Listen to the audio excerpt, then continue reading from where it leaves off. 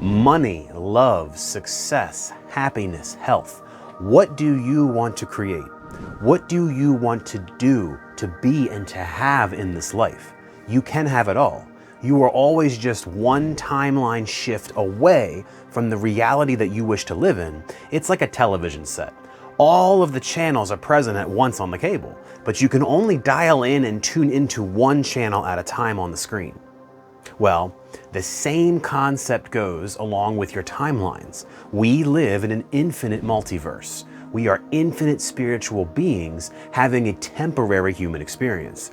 And there are infinite parallel reality versions of you and your life that are available for you to tap into at any moment. Everything in this universe is energy or consciousness, and they are vibrational in nature. Both quantum physics and the mystical spiritual traditions of the world tell us this. So we can choose a different timeline by resonating or vibrating with the frequency of that timeline. And I'm gonna give you some more concrete steps to take later on in this video, so it's not just going to be sort of esoteric information. But understand that you have the power, the ability, and the divine right to shift and dial into a new frequency anytime, into a new timeline that has the life and the version of you that you want to be. Now, again, this may sound very esoteric and very hard to do, but understand this. You are already shifting timelines every moment of every day. We have these micro shifts literally every new now moment. Some say that even physically moving our bodies in space jumps us to different timelines, almost like a movie, but each frame is on a different reel. So it's not like you're on this one overarching path and now we're gonna jump to a completely different path. It's a lot more wibbly wobbly than that. It's a lot more like spaghetti noodles of paths and mixing in and out of each other. And here is the secret. You change your vibrational frequency by how you think, feel, act, and believe in each and every moment. Have you ever noticed that when you're very angry or very sad, that your entire reality seems to change and shift to support continuing that emotion? Now, more things come along that keep the anger going and keep pissing you off. Or more things come along to remind you of your sadness and the loss. Same on the days when you're feeling great and you're feeling happy. Typically, people are happier in their reaction to you, and the life circumstances in your day just goes better. Well, reality is a mirror, the mirror principle. Your inner reality creates and shapes the outer reality that is reflected to you.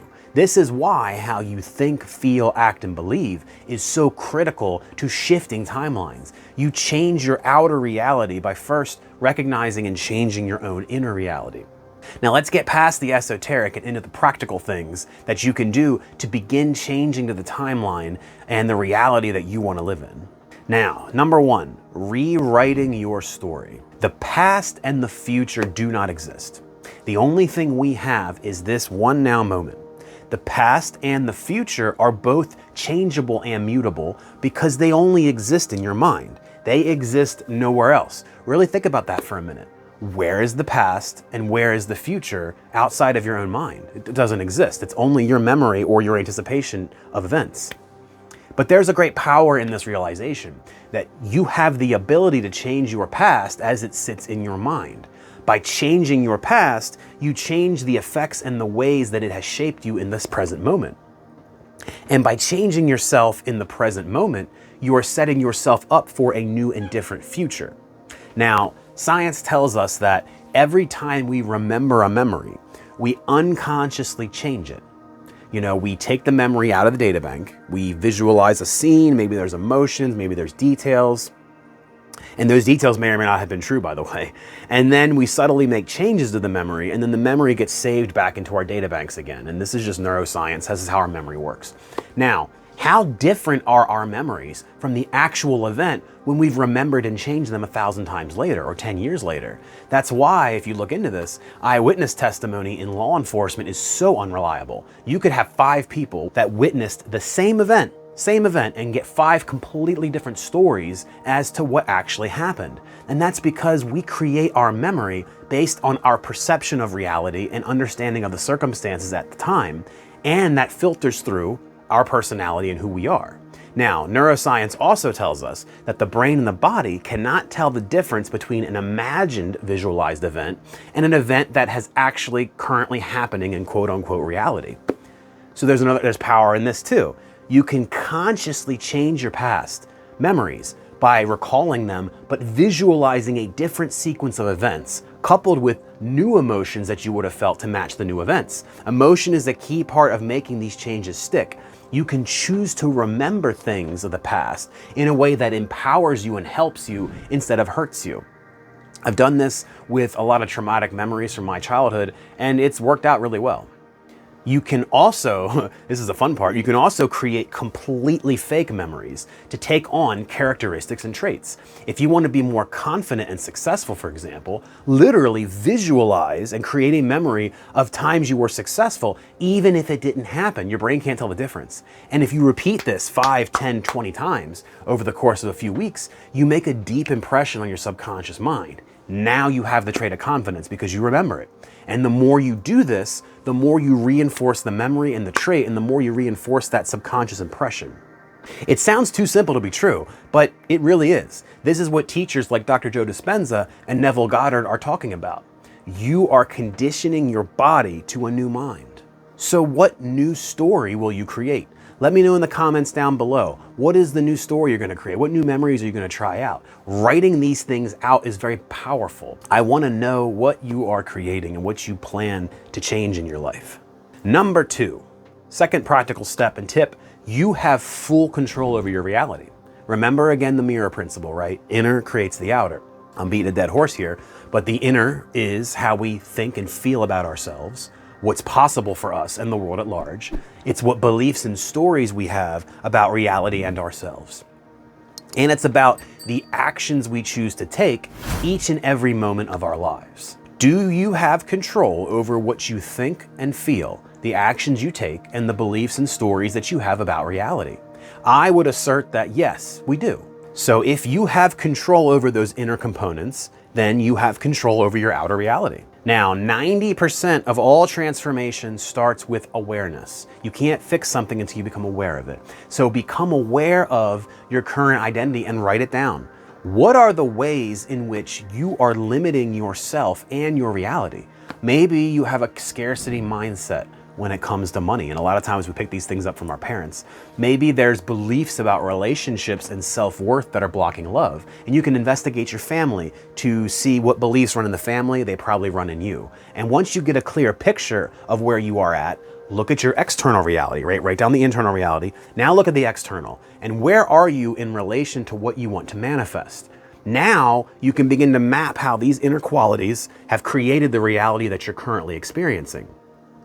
The next step is we go one step further. We begin to imagine the life that you want to live, and you're going to work backwards from that. So write down the external reality that you want to have. Now imagine what your inner reality would look like, or who you would have to become and step into to live that life and to be on that timeline. How would an abundant person be?